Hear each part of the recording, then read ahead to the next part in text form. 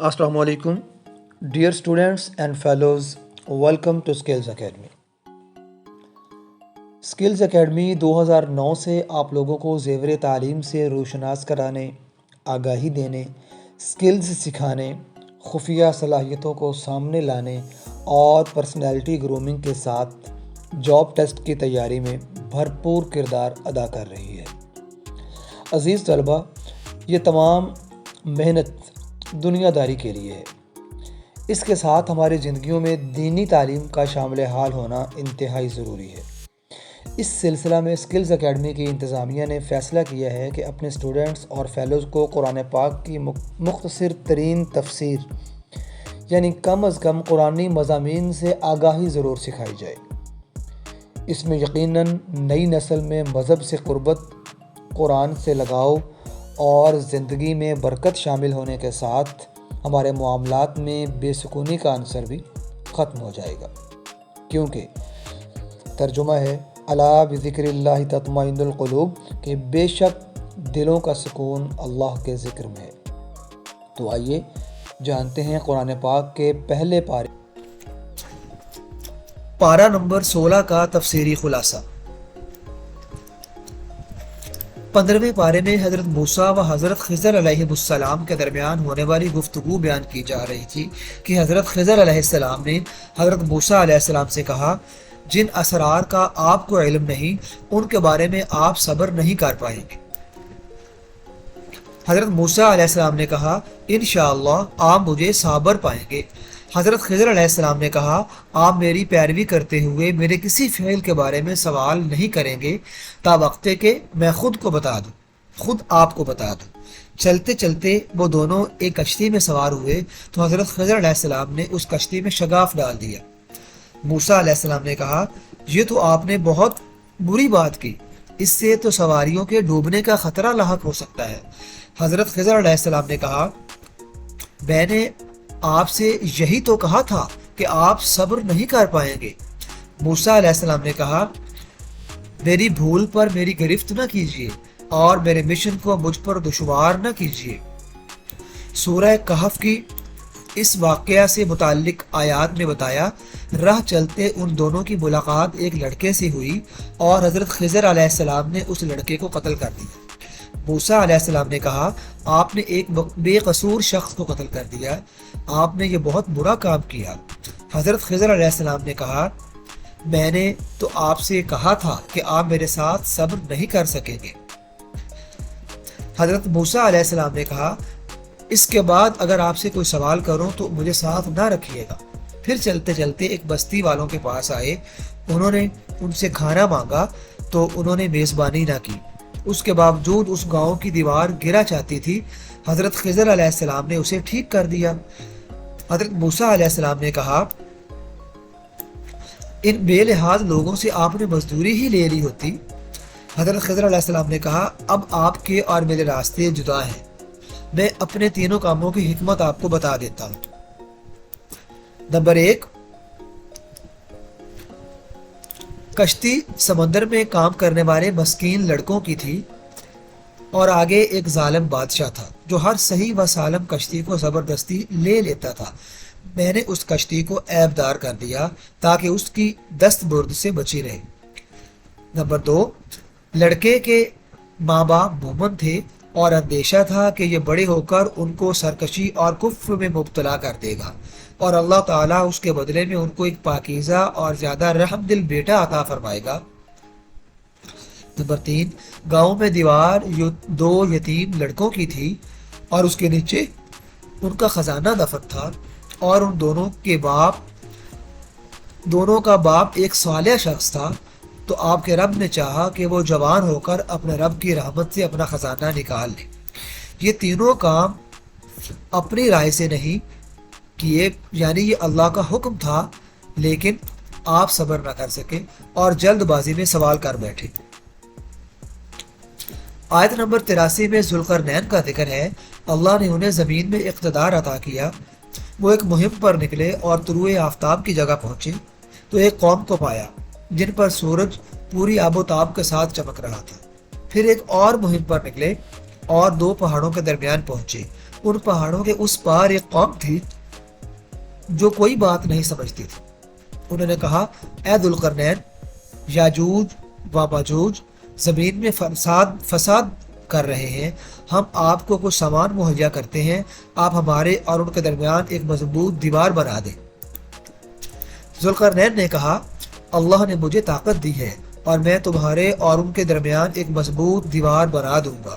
اس دیوار میں لوہا اور تانبا بھی پگھلا کر ڈالا گیا تاکہ وہ دیوار ناقابل شکست ہو جائے۔ ذوالقرنین نے کہا کہ یہ میرے رب کی رحمت سے بنی ہے، اور جب میرے رب کا مقررہ وقت آئے گا تو وہ اس دیوار کو ریزہ ریزہ کر دے گا۔ آخری آیات میں اللہ نے فرمایا کہ اگر سارے سمندر اور ان جیسے اور بھی مل کر آ جائیں، مل کر روشنائی بن جائیں، تو میرے رب کے کلمات ختم ہونے سے پہلے سمندر ختم ہو جائیں گے۔ سورہ مریم۔ سورہ مریم میں اس امر کا بیان ہے کہ اللہ تعالیٰ نے حضرت زکریا علیہ السلام کو بیٹے کی بشارت دی۔ حضرت یحییٰ علیہ السلام کو اللہ تعالیٰ نے بچپن ہی میں نبوت عطا کی اور کتاب دی۔ وہ پاکیزہ، متقی ماں باپ کے ساتھ نیکی کرنے والے تھے۔ اس کے بعد حضرت مریم علیہ السلام کا ذکر ہے کہ وہ گھر والوں سے دور چلی گئیں اور باپردہ جگہ کو اختیار کر لیا۔ ان کے پاس فرشتہ بشری شکل میں آیا اور کہا کہ میں آپ کے رب کا فرستادہ ہوں، اور اس نے انہیں پاکیزہ لڑکے کی بشارت دی۔ حضرت مریم نے کہا، میرے ہاں لڑکا کیسے ہوگا، حالانکہ مجھے کسی بشر نے چھوا تک نہیں اور میں بدکار بھی نہیں۔ فرشتے نے کہا کہ اللہ کے لیے یہ بات آسان ہے، اور اللہ اسے لوگوں کے لیے نشانی بنائے گا، اور اللہ کا یہ فیصلہ طے ہو چکا ہے۔ انہیں حمل ہوا اور وہ ایک دور مقام پر کھجور کے درخت کے پاس چلی گئی۔ فرشتے نے ندا دی کہ آپ غمگین نہ ہوں، اگر کوئی بشر آپ سے سوال کرے تو کہیے کہ میں نے چپ کے روزے کی نظر مانی ہے اور میں کسی انسان سے کلام نہیں کروں گی۔ پھر وہ بچے کو اٹھائے قوم کے پاس گئی تو قوم نے ملامت کی کہ یہ کیا ہوا۔ مریم نے بچے کی طرف اشارہ کیا اور قوم نے کہا کہ ہم گود کے بچے سے کیسے کلام کریں۔ بچے نے کہا، میں اللہ کا بندہ ہوں، اس نے مجھے کتاب و نبوت عطا کی ہے اور بابرکت بنایا ہے۔ آیت نمبر 51 میں مختلف انبیاء کرام کا ذکر ہے۔ اسماعیل علیہ السلام کو وعدے کے سچے رسول اور نبی اور اللہ کے پسندیدہ قرار دیا گیا۔ ادریس علیہ السلام کو صدیق نبی قرار دیتے ہوئے فرمایا، ہم نے ان کو بلند جگہ پر اٹھا لیا۔ آیت نمبر 76 میں بتایا کہ جو لوگ گمراہی میں مبتلا ہیں ان کی ابتلا میں اضافے کے لیے مہلت کی مدت بڑھا دی جاتی ہے، ان کو مزید استقامت نصیب ہوتی ہے، اور اللہ کے ہاں ثواب اور انجام خیر کے اعتبار سے باقی رہنے والی نیکیاں سب سے بہتر ہیں۔ سورہ طٰہٰ۔ ابتدا میں اللہ تعالیٰ نے فرمایا، یہ قرآن نصیحت کے لیے نازل ہوا اور اللہ ظاہر و باطن سب کو جانتا ہے، وہ وحدہ لا شریک ہے اور اس کے سبھی نام اچھے ہیں۔ آیت نمبر 10 میں مدین سے واپسی کے سفر کے دوران موسیٰ علیہ السلام کے اس واقعے کا بیان ہے کہ وہ ایک جگہ اپنی اہلیہ کو ٹھہرا کر آگ لینے طور پر گئے۔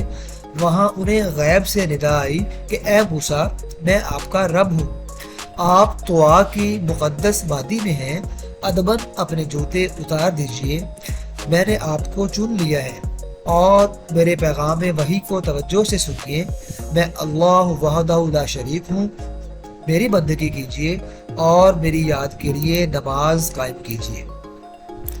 اسی موقع پر آپ کو معجزات عطا ہوئے اور آپ کو حکم ہوا کہ جا کر فرعون کو دعوت حق دیجیے۔ آیات نمبر 25 تا 28 موسیٰ علیہ السلام کی دعا کو بیان کیا، اے میرے رب، میرے لیے میرا سینہ کھول، میرے لیے میرا کام آسان کر دے اور میری زبان کی گرہ کھول دے تاکہ وہ لوگ میری بات سمجھیں۔ آیت نمبر 38 میں موسیٰ علیہ السلام کی پیدائش کے وقت کے حالات کا ذکر ہے۔ فرعون نے حکم دے رکھا تھا کہ بنی اسرائیل کے ہر گھر میں پیدا ہونے والے بیٹے کو قتل کر دیا جائے۔ اللہ تعالیٰ نے موسیٰ علیہ السلام کی ماں کے ذہن میں یہ بات ڈالی کہ وہ اپنے نومولود بیٹے کو ایک صندوق میں بند کر کے دریا میں ڈال دے۔ اللہ کے حکم سے یہ تابوت کنارے لگے گا اور اللہ کے دشمن فرعون کے ہاتھ لگ جائے گا۔ موسیٰ علیہ السلام کی والدہ نے ایسا ہی کیا تاکہ رب کی نگرانی میں موسیٰ علیہ السلام کی پرورش ہو۔ آیت نمبر 43 میں موسیٰ و ہارون علیہ السلام کو حکم ہوا کہ آپ دونوں فرعون کے پاس جاؤ، وہ سرکش ہو چکا ہے، اسے نرمی کے ساتھ دعوت حق دو، شاید وہ نصیحت حاصل کر لے۔ وہ دونوں فرعون کے پاس گئے اور کہا کہ ہم اللہ کے رسول ہیں، بنی اسرائیل کو اذیت نہ دو اور انہیں ہمارے ساتھ بھیج دو۔ فرعون نے اللہ کی ذات کے بارے میں موسیٰ و ہارون علیہ السلام سے مجادلہ کیا، ان پر جادوگر ہونے کا الزام لگایا اور پھر اپنے جادوگروں کو بلا کر مقررہ دن پر مقابلے کا چیلنج دیا۔ اس کی تفصیل پچھلی صورتوں میں گزر چکی ہے کہ جادوگر ناکام ہو گئے۔ آیت نمبر 85 میں سامری جادوگر کا ذکر ہے۔ آیت نمبر 85 میں سامری کا ذکر ہے کہ اس نے بنی اسرائیل کو گمراہ کیا۔ آیت نمبر 105 میں فرمایا، لوگ آپ سے پہاڑوں کے متعلق سوال کرتے ہیں، آپ کہہ دیجئے کہ میرا رب انہیں ریزہ ریزہ کر دے گا اور پوری زمین ہموار میدان کی طرح ہو جائے گی۔ آیت نمبر 109 میں فرمایا، آج اللہ کی بارگاہ میں کسی کو مجال شفاعت نہیں ہوگی سوائے اس کے جسے وہ اذن شفاعت عطا کرے اور جس کے قول سے وہ راضی ہو۔ آیت نمبر 115 میں اس بات کا ذکر ہے کہ آدم علیہ السلام جو جنت میں درخت کے قریب چلے گئے تو یہ ان کی بھول اور اجتہادی خطا تھی، انہوں نے قصداً اللہ تعالیٰ کی حکم عدولی نہیں کی۔ اللہ تعالیٰ سے دعا ہے کہ وہ ہمیں قرآن پاک بہتر طور پر پڑھنے، سمجھنے اور اس پر عمل کرنے کی توفیق عطا فرمائے۔ آمین ثم آمین، وما علینا الا البلاغ المبین۔